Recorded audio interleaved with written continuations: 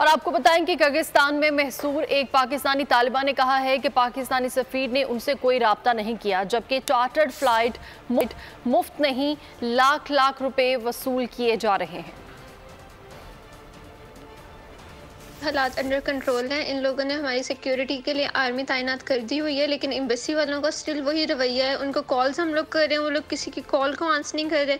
Ambassador साहब तो पता नहीं किधर गायब हैं। और जो कल भी कह रहे थे कि फ़्लाइट हमारे बच्चों को लेके पहुंच गई हैं, वो ऑलरेडी पेड फ़्लाइट्स हैं। उन फ़्लाइट्स के लिए हम लोग लाख लाख पे कर रहे हैं। अभी भी हम लोग को नहीं भी अगर पाकिस्तान आना है तो हम लोग लाख डेढ़ की टिकट्स लेके फिर आ रहे हैं।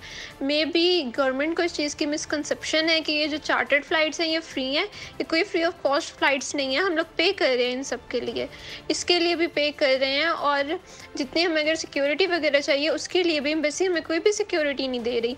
हमारी यूनिवर्सिटीज़ वाले खुद हमें कोई सिक्योरिटी दे रहे हैं और एयरपोर्ट तक छोड़ के आ रहे हैं। अदरवाइज़ हमें एम्बेसी कुछ भी प्रोवाइड नहीं कर रही, ना एम्बेसी किसी के साथ कोई कॉन्टेक्ट कर रही है। और अभी ये है कि यहाँ पे ग्रुप्स फॉर्म में तो किसी को नहीं इकट्ठा होने दे रहे, सबको मुंतशिर रख रहे हैं। लेकिन अगर ये लोग कहीं पे भी पाकिस्तानियों को देखें अकेले अकेले को, तो फिर ये लोग अटैक करने की ट्राई कर रहे हैं।